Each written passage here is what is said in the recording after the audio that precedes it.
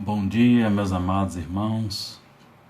Graça e paz vos sejam multiplicadas em suas vidas. Mais uma vez nós temos a alegria, nós temos o privilégio de estarmos compartilhando a palavra do Senhor, palavra que de fato nos vivifica, palavra que nos transforma, nos renova. Nós temos a consciência que a palavra de Deus, meus irmãos, também é nosso alimento espiritual, que fortalece nossa fé. A palavra de Deus também traz vida. É aquela palavra que nos vivifica, nos transforma a cada dia. Hoje, nós estaremos meditando no Salmo de número 131. Esse será o salmo que nós iremos fazer a nossa devocional na manhã de hoje.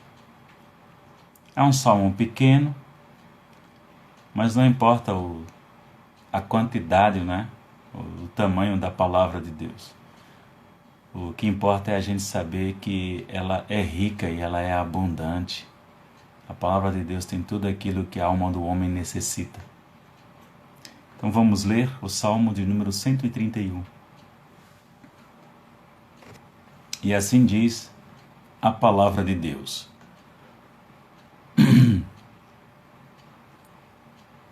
Salmo do número 131, que tem por título Calma em Deus. É um cântico de romagem, cântico de Davi, e diz o seguinte: Senhor, não é soberbo o meu coração, nem altivo o meu olhar. Não ando à procura de grandes coisas, nem de coisas maravilhosas demais para mim.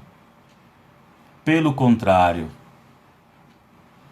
fiz calar e sossegar a minha alma, como a criança desmamada se aquieta nos braços de sua mãe, como essa criança é a minha alma para comigo.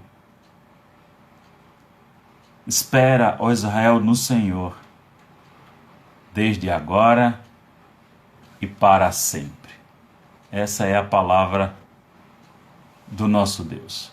Então vamos ter uma breve palavra de oração. Depois nós iremos compartilhar as riquezas da palavra. Bendito Deus, em Tua trina presença, Pai amado, nós te damos graças por mais um dia que o Senhor nos concede. Mais um dia, ó Deus, onde o Senhor continuadamente se faz presente na vida de todos nós, cuidando, zelando. Sabemos, ó Pai, que só em Ti o homem de fato tem a verdadeira paz. Só em Ti e unicamente, exclusivamente em Ti, a alma humana de fato encontra tudo o que ela necessita. Só em Ti, ó Deus, nós temos satisfação. Então, Pai amado, entendendo que é só em Ti, ó Deus, que nós temos a verdadeira paz, a alegria, que o Senhor, por meio do Teu Espírito, esse em que nós habita, nos ilumine para compreender as Sagradas Escrituras. Sim, meu Pai, nos ajude. Ouve nesse momento. Inclina, Senhor, os Teus ouvidos para todos os Teus filhos que nesse exato momento eleva o pensamento em oração a Ti, rogando que o Senhor, mais uma vez, por meio da Tua palavra, venha saciar as nossas almas para o louvor do Teu nome, em nome de Jesus. Amém.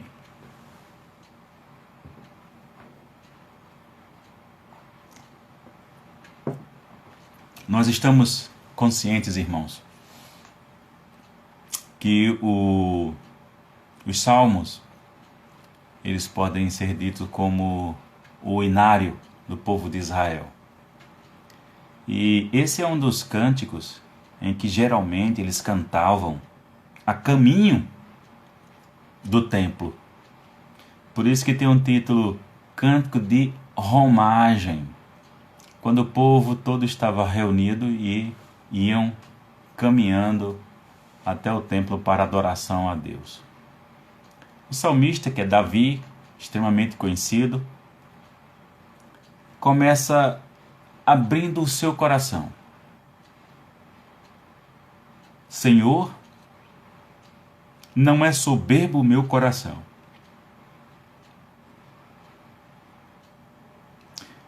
Já pararam para refletir acerca disso? Davi consegue, irmãos, com essa propriedade, olhar para si mesmo. E usando o termo clínico, né? Viu, Judite? Usando o termo clínico, faz a diagnose do próprio coração e entende que o coração dele não é soberbo. Isso nos conduz, irmãos, a todos nós. E somos desafiados a fazer a mesma coisa que Davi. Olhe para o seu coração. Sonde seu coração. Observe como é que você de fato é. Davi, irmãos, ele conhecia a si mesmo e ele conseguiu olhar para si e compreender que ele não era soberbo. Isso aqui não é, como eu poderia dizer, tem aquelas pessoas que dizem assim, eu sou humilde, mas se orgulham de ser humilde. É contraditório, não é? Aqui é o contrário disso. Aqui Davi de fato abriu o coração e disse, não é soberbo. E aí a gente precisa ter plena e total consciência acerca de nós mesmos. Isso nos chama, irmãos, para um exame profundo de nossa própria alma. Como é que está a nossa relação com Deus e nossa relação com o próximo? Como é que está o nosso coração? Como é que nós, hoje, nessa manhã, conseguimos diagnosticar o nosso coração? Davi prossegue e diz que nem altivo é o meu olhar, nem altivo é o meu olhar. Havia a humildade no próprio olhar de Davi. Não ando à procura de grandes coisas, nem de coisas maravilhosas demais para mim. A gente vive num contexto social onde somos empurrados 24 horas para o consumismo, muitos vivenciando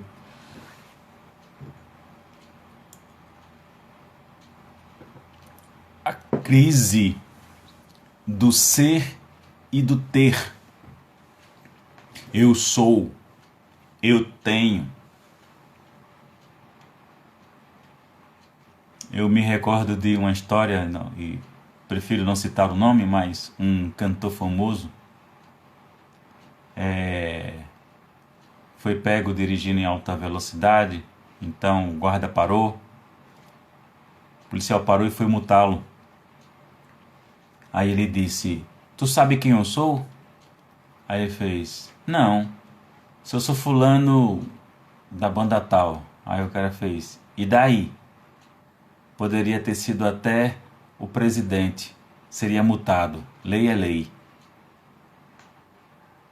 Então algumas pessoas têm esse comportamento altivo acerca de si mesmo.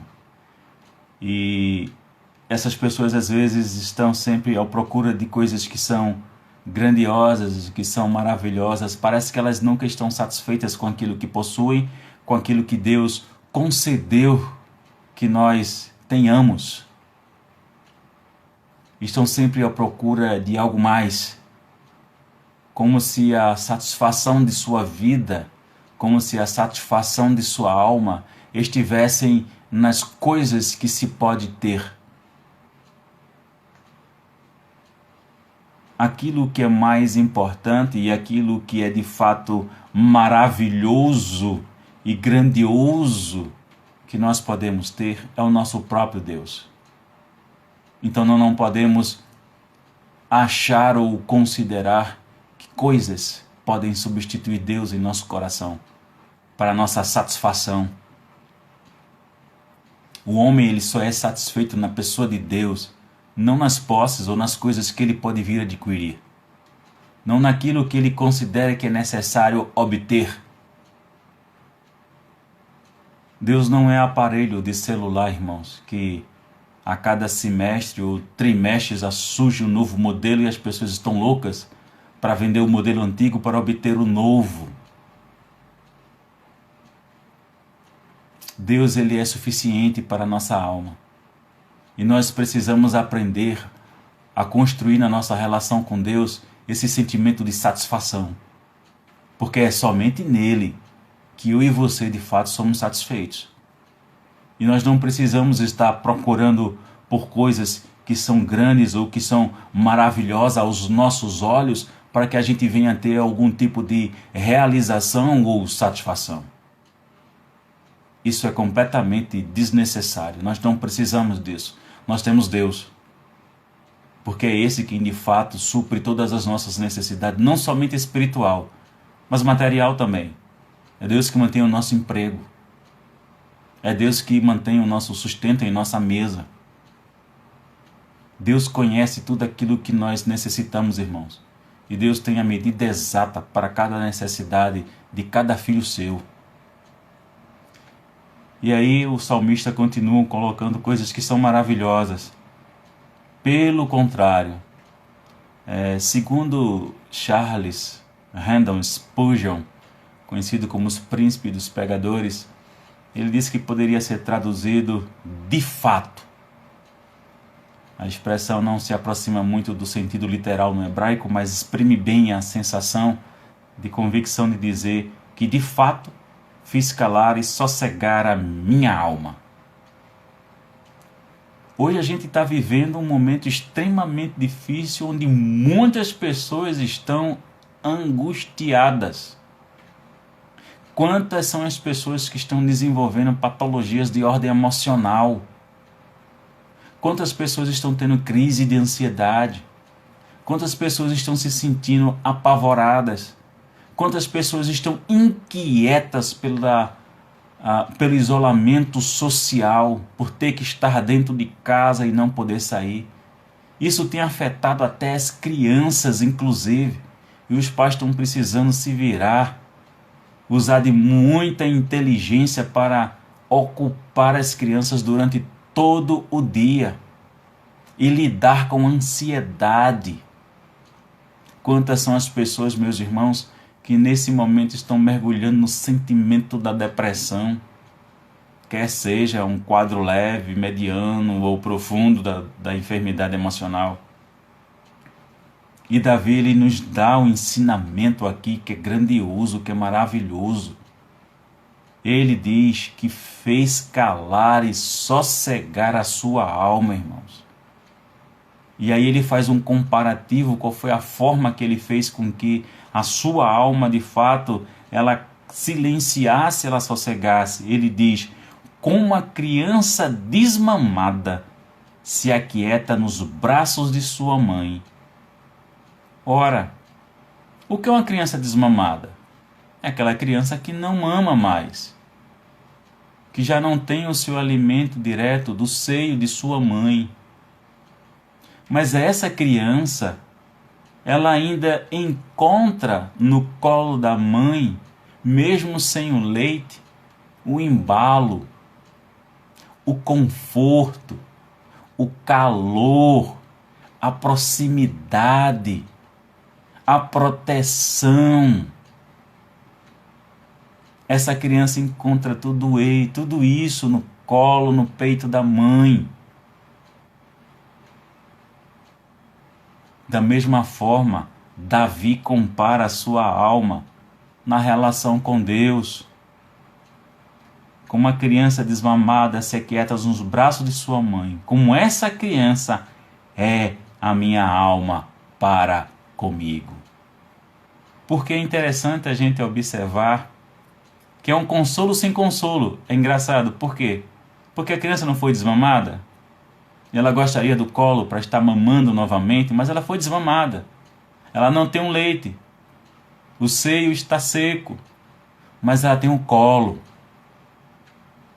Ela tem aquele cheiro gostoso da mãe. Tem aquele calor do corpo da mãe. Tem os braços de sua mãe que o envolvem, que dão total e plena segurança e tranquilidade. Ali se sente protegido, se sente amado, se sente guardado. Então é assim que Davi se enxerga. É assim que ele entende que é a alma dele para com ele mesmo. Mas pela firme convicção, irmãos, de que Deus está cuidando de nós dessa maneira. A epidemia começou. Ela terá fim. E a nossa esperança não está em ministério nenhum. Não está em ministro nenhum. Não está em governador, nem tampouco em prefeito nenhum. A nossa esperança está em Deus, que está presente conosco em meio a toda essa pandemia. E disso eu e você precisamos ter extrema convicção e certeza. Deus está cuidando de mim, Deus está cuidando de cada um de vocês, Deus está cuidando de nós, irmãos. Então nós precisamos ter essa mesma postura que Davi teve diante de Deus e na sua relação consigo mesmo. Entenda que também tem a questão da relação introspectiva de Davi com ele, de Davi com sua própria alma. E isso é algo que nós precisamos aprender a fazer. Na própria relação com Deus, existe a relação com você mesmo. Eu me lembro de uma vez de uma amiga psicóloga, a doutora Flávia Pussa, uma vez ela disse uma coisa interessante. Você está bem acompanhado de você mesmo. É interessante isso, não é? Mas isso fala muito da relação de você com você. Como Davi fala, é a minha alma para comigo. Mas isso não está destituído da relação com Deus, tá certo? É bom que se entenda isso. E o salmista, Davi, ele vai para o terceiro e último verso e diz: espera, ó Israel, no Senhor, desde agora e para sempre. Meus irmãos, é de fato uma das coisas mais difíceis da nossa atual geração é saber esperar. Eu sei que a gente vive num mundo, como eu já disse ontem, não é? Também, e eu vou repetir hoje, a gente vive num mundo em uma velocidade desenfreada, onde as coisas são para ontem, não é? É para ontem, essa agitação que existe. Agora imagine, né, você ser contaminado com isso todos os dias e você escutar a palavra espere. Espere. Então tenhamos, meus irmãos, a mesma postura de Davi.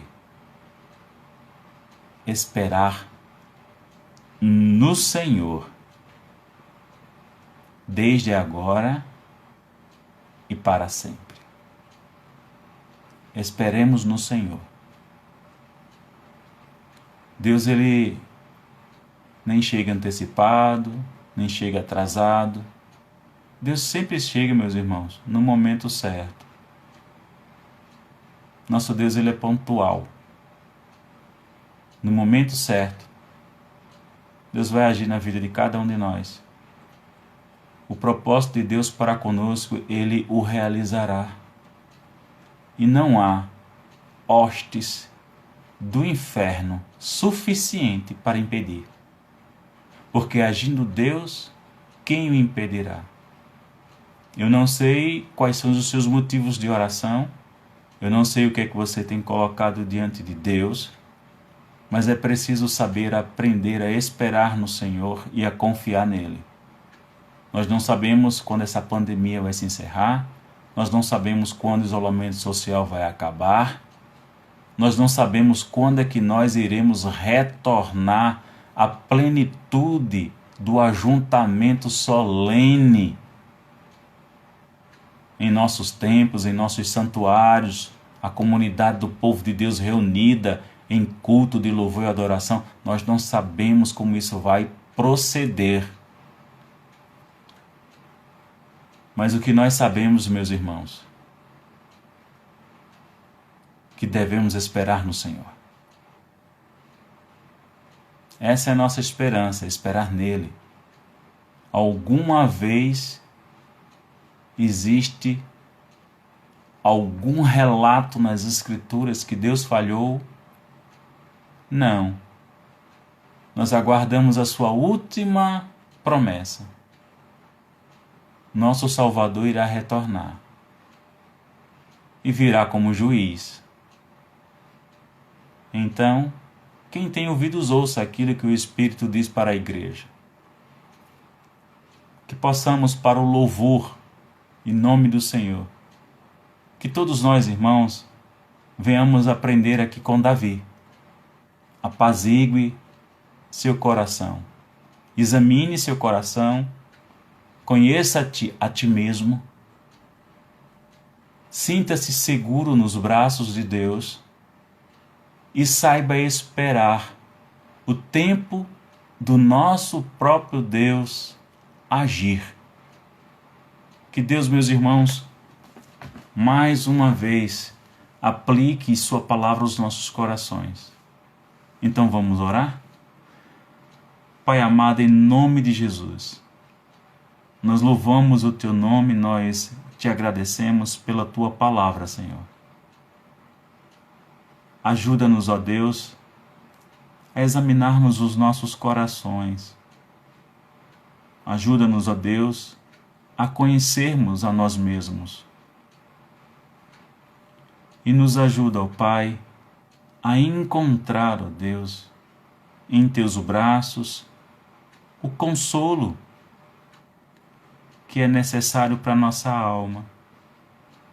Coloca-nos, ó Deus, em teus braços, nos protege, nos guarda, nos livra. Ajuda-nos, ó Deus, a nós aquietarmos a nossa alma. Ajuda-nos, ó Deus, para que nós não venhamos adquirir alguma enfermidade de ordem emocional e que muitas vezes essas enfermidades elas somatizam em nosso corpo, ó Deus, e a gente adoece mais ainda com coisas provocadas pelas emoções. Nos guarda, ó Deus, deste mal do presente século e nos ajuda, ó Deus, a desenvolvermos uma boa relação contigo, de segurança, de firmeza, de estabilidade. E com nós mesmos, ó Deus, nos ajuda nesse diálogo interno, de aprendermos com Davi e fazermos as nossas almas sossegarem. Ajuda-nos, ó Deus, a sabermos esperar em Ti. Nos livra dessa pressão social, desse ritmo, ó Deus, frenético, desenfreado de nossa sociedade, mas nos ajuda, ó Deus, a fazermos a diferença. Nos ajuda a termos a habilidade, ó Deus, de saber esperar e de aguardar em Ti, não de uma maneira angustiosa, não de uma maneira, ó Deus, em que venhamos a sofrer por causa da espera, mas nos concede, ó Deus, o sentimento e a tranquilidade em nossos corações, a fé, a firmeza em saber que no teu tempo, o Senhor há de agir no meio do teu povo que se chama pelo teu nome. Essa é a nossa oração em nome de Jesus. Amém. A graça e a paz do nosso Senhor e Salvador Jesus Cristo, o amor de Deus, o eterno Pai, as consolações, a inefável comunhão do nosso amado Espírito Santo, e o seu poder sejam com todos, amados irmãos e irmãs, e com todo Israel de Deus espalhado por toda a face da terra, desde agora e para todo sempre. Amém, amém e amém. Mais uma vez, queridos, nós agradecemos a presença de todos. Pastor Paulo Gonçalves, Semiramis, Andréia, que coisa boa, Judite, Moacir, Marcos também. Nós agradecemos aí a presença dos ilustres e amados irmãos. Ana Paula, meu irmão Luiz Tiago, eita Tonho, forte abraço, cheiro em tu, meu irmão, né? Kátia também, Genival, ô Juninho, um forte abraço, meu filho. Lenira, IPB MJD, um abraço. A Jéssica também, um forte abraço. Luiziana também, Deus abençoe. Isso. Suíli Oliveira, Anderson. Wendy, meu amado amigo irmão. Eita, irmão precioso que Deus me deu. Wendel Raimundo. Sexta IPB. Bem, meus irmãos, Deus abençoe vocês. E amanhã, às 9 horas da manhã, novamente. Rafa, Deus lhe abençoe, meu filho. Só coisa boa na sua vida. Amanhã, novamente, às 9 horas, nós estaremos aqui juntos, fazendo mais uma devocional. Um forte abraço, Rafa, na sua esposa, seus filhos. Deus lhe bendiga. E amanhã, 9 horas da manhã, a gente retorna aqui mais uma vez. Ok, meus queridos? Deus vos abençoe, vos guarde e vos livre de todo mal.